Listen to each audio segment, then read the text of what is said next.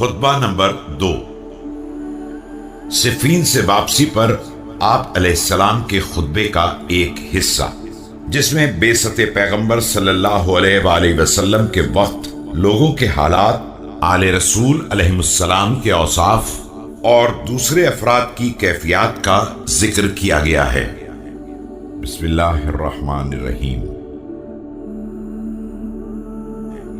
میں پروردگار کی حمد کرتا ہوں اس کی نعمتوں کی تکمیل کے لیے اور اس کی عزت کے سامنے سر تسلیم خم کرتے ہوئے میں اس کی نافرمانی سے تحفظ چاہتا ہوں اور اس سے مدد مانگتا ہوں کہ میں اسی کی کفایت و کفالت کا محتاج ہوں۔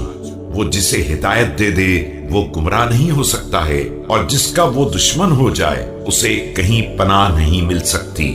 جس کے لیے وہ کافی ہو جائے وہ کسی کا محتاج نہیں ہے۔ اس حمد کا پلہ ہر باوزن شے سے گراں تر ہے، اور یہ سرمایہ ہر خزانے سے زیادہ قیمتی ہے۔ میں گواہی دیتا ہوں کہ اللہ ایک ہے، اس کا کوئی شریک نہیں ہے، اور یہ وہ گواہی ہے جس کے اخلاص کا امتحان ہو چکا ہے اور جس کا نچوڑ عقیدے کا جز بن چکا ہے۔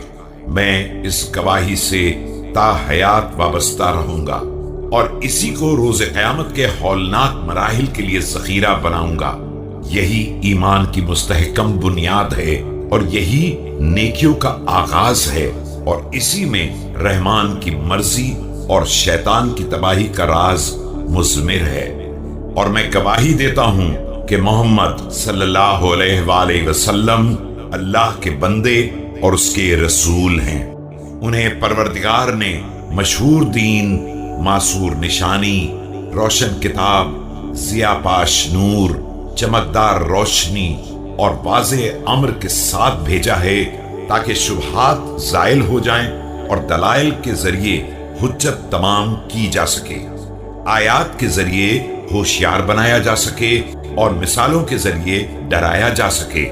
یہ بعثت اس وقت ہوئی ہے جب لوگ ایسے فتنوں میں مبتلا تھے جن سے ریسمان دین ٹوٹ چکی تھی، یقین کے ستون ہل گئے تھے، اصول میں شدید اختلاف تھا اور امور میں سخت انتشار، مشکلات سے نکلنے کے راستے تنگ و تاریک ہو گئے تھے، ہدایت گمنام تھی اور گمراہی برسر عام، رحمان کی معصیت ہو رہی تھی اور شیطان کی نصرت، ایمان یکسر نظر انداز ہو گیا تھا، اس کے ستون گر گئے تھے اور آثار ناقابل شناخت ہو گئے تھے، راستے مٹ گئے تھے اور شاہراہیں بے نشان ہو گئی تھیں۔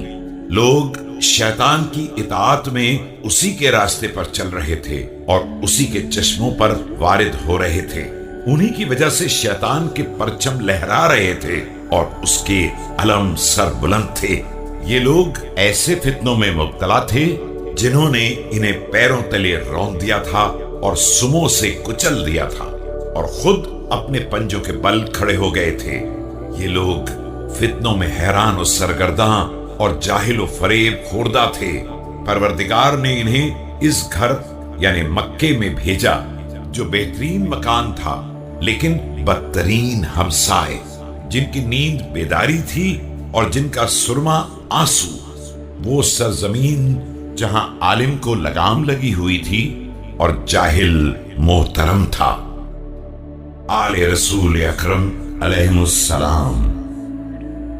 یہ لوگ راز الہی کی منزل اور امر دین کا ملجا و ماوا ہیں، یہی علم خدا کے مرکز اور حکم خدا کی پناہ گاہ ہیں۔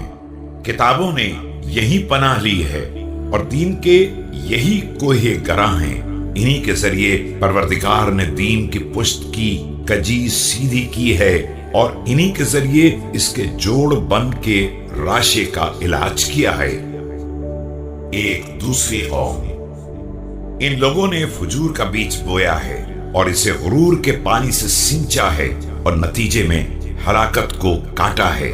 یاد رکھو کہ آل محمد پر اس امت میں کسی کا قیاس نہیں کیا جا سکتا ہے، اور نہ ان لوگوں کو ان کے برابر قرار دیا جا سکتا ہے جن پر ہمیشہ ان کی نعمتوں کا سلسلہ جاری رہا ہے۔ آل محمد دین کا ستون ہے۔ इनसे आगे बढ़ जाने वाला पलट कर इन्हीं की तरफ आता है और पीछे रह जाने वाला भी इन्हीं से आकर मिलता है।